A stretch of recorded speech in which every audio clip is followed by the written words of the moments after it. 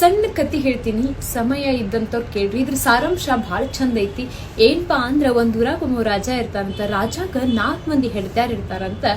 4ನೇ ಹೆಂಡತಿ ಮ್ಯಾಲ ರಾಜಂಗ ಬಹಳ ಪ್ರೀತಿ ಇರ್ತದಂತ. ಹಂಗ 3ನೇ ಹೆಂಡತಿ ಮ್ಯಾಲೂ ಪ್ರೀತಿ ಇರ್ತದಂತ. 2ನೇ ಹೆಂಡತಿ ಮ್ಯಾಲೂ ಪ್ರೀತಿ ಬಹಳ ಇರ್ತದಂತ. ಆದ್ರೆ 1ನೇ ಹೆಂಡತಿ ಬಗ್ಗೆ ತಾತ್ಸರ್ಯ ಮನೋಭಾವನೆ ಇರ್ತದಂತ. ಈಗ ನಾನು ಬಿಟ್ಟು ಹೋಗಲ್ಲ ಅನ್ನೋ ಕಾನ್ಫಿಡೆಂಟ್ ಲೆವೆಲ್ ಜಾಸ್ತಿ ಇರ್ತತಿ.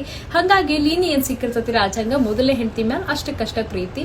ಹಿಂಗಿರುವಾಗ ಒಂದಿನ ಏನಾಗುತ್ತಂದ್ರ ರಾಜನಿಗ ಮಾರಣಾಂತಿಕ ಕಾಯಿಲೆ ಬಂದ್ಬಿಡ್ತದಂತ.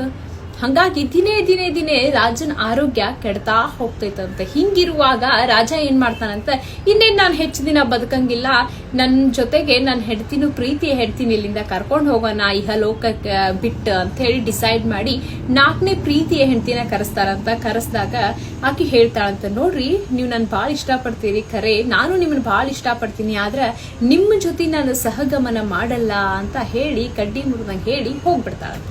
ಹಿಂಗಿರುವಾಗ 3ನೇ ಹೆಂಡತಿ ಬರ್ತಾಳ. 3ನೇ ಹೆಂಡತಿನೂ ಕೂಡ, ನೋಡ್ರಿ ನಾನ್ ನಿಮ್ಮನ್ನ ಇಷ್ಟಪಡ್ತೀನಿ, ನೀವು ನನ್ನ ಇಷ್ಟಪಡ್ತೀರಿ, ಆದ್ರೆ ನೀವು ಸತ್ತ ಮೇಲೆ ನಾನ್ ನಿಮ್ ಜೊತೆಗೆ ಬರಲ್ಲ, ನಾನು 2ನೇ ಮದುವೆ ಆಗ್ತೀನಿ ಅಂತ ಹೇಳ್ಬಿಟ್ಟು ಆಕಿನೂ ಹೊರಟು ಹೋಗ್ಬಿಡ್ತಾಳ. ಹಂಗ ಇರುವಾಗ 2ನೇ ಹೆಂಡತಿ ಬರ್ತಾಳ. 2ನೇ ಹೆಂಡತಿ ಬಂದ್ ಹೇಳ್ತಾಳ, ನೋಡ್ರಿ ಧೈರ್ಯ ತಂದ್ಕೋರಿ, ನಾನು ನಿಮ್ ಜೊತೆ ಕೊನೆವರೆಗೂ ಇರ್ತೀನಿ, ಕೊನೆ ಗಳಿಗೆವರೆಗೂ ಇರ್ತೀನಿ, ಸ್ಮಶಾನದವರೆಗೂ ಬರ್ತೀನಿ, ಆದ್ರೆ ನೀವು ಸತ್ತ ಮೇಲೆ ನಿಮ್ ಜೊತೆ ಸಹಗಮನ ಮಾಡಲ್ಲ ಅಂತ ಆಕಿನೂ ಕೂಡ ಹೇಳಿ ಹೋಗ್ಬಿಡ್ತಾಳೆ. ಇಲ್ಲಿ ಕೊನೆಯದಾಗ್ಬಿಡ್ದಕ್ಕೆ 1ನೇ ಹೆಂಡತಿ, ಆಕಿನ ಬಗ್ಗೆ ರಾಜನ್ ತಾತ್ಸರ್ಯ ಮನೋಭಾವನೆ ಇತ್ತಲ್ಲ, ಆಕಿ ಬರ್ತಾಳೆ, ನೋಡ್ರಿ ನೀವು ಸತ್ತ ಮೇಲೂ ನಿಮ್ ಜೊತೆಗೆ ನಾನು ಬರ್ತೀನಿ, ನಿಮ್ ಜೊತೆ ಸಹಗಮನ ಮಾಡ್ತೀನಿ ಅಂತ ಹೇಳ್ತಾಳಂತ. ಅಂದ್ರೆ ಯಾರಪ್ಪ ಇವರು 1ನೇ ಹೆಂಡತಿ, 2ನೇ ಹೆಂಡತಿ, 3ನೇ ಹೆಂಡತಿ, 4ನೇ ಹೆಂಡತಿ ಅಂದ್ರೆ 4ನೇ ಹೆಂಡತಿ ನಮ್ಮ ಶರೀರ, ನಾವು ಸತ್ತ ಮೇಲೆ ಅದು ನಮ್ಮ ಜೊತೆ ಬರಲ್ಲ. ಇನ್ನ 3ನೇ ಹೆಂಡತಿ ಯಾರಪ್ಪ ಅಂದ್ರೆ ನಾವು ಗಳಿಸಿರುವಂತ ಆಸ್ತಿ, ಅಂತಸ್ತು, ಹಣ, ಐಶ್ವರ್ಯ ಎಲ್ಲವೂ ನಾವು ಸತ್ತ ಮೇಲೆ ಅದನ್ನ ಬೇರೆದವ್ರು ಅನುಭವಿಸ್ತಾರೆ.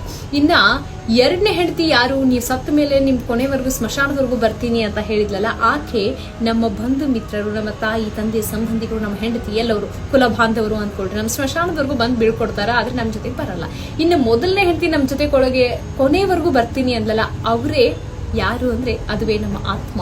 ನಮ್ಮ ಆತ್ಮ ಸಂತೃಪ್ತವಾಗಿಡ್ಬೇಕು ಅಂತ ಯಾಕೆ ಹೇಳ್ತೀವಿ ಅಂದ್ರೆ, ಆತ್ಮಕ್ಕೆ ಆನಂದವನ್ನ ನೀಡಬೇಕು, ಎಲ್ಲದಕ್ಕಿಂತ ಶ್ರೇಷ್ಠವಾದದ್ದು ಅಂತ ಯಾಕಂತೀವಿ ಅಂತಂದ್ರೆ, ಕೊನೆ ಗಳಿಗೆವರೆಗೂ ನಮ್ ಜೊತೆಗೆ ಬರೋದು, ಕೊನೆವರೆಗೂ ನಮ್ ಜೊತೆ ಇರೋದು ನಮ್ಮ ಆತ್ಮ ಮಾತ್ರ ನಮ್ಮ ಜೊತೆಗಿರುತ್ತೆ, ಬೇರೆ ಇನ್ನೇನು ಅಲ್ಲ. ಅದಕ್ಕೆ ಹೇಳೋದು ಆತ್ಮಕ್ ಸಂತೃಪ್ತಿ ಇರ್ಬೇಕಂತ ಹೇಳಿ. ನೀವು ಎಷ್ಟೇ ಗಳಿಸಿದ್ರು, ಎಷ್ಟೇ ಆಸ್ತಿ ಅಂತಸ್ತು, ನಿಮ್ ಹೆಂಡತಿ ಏನೇ ಇದ್ರು ಕೂಡ ನಶ್ವರ ಇಲ್ಲಿ.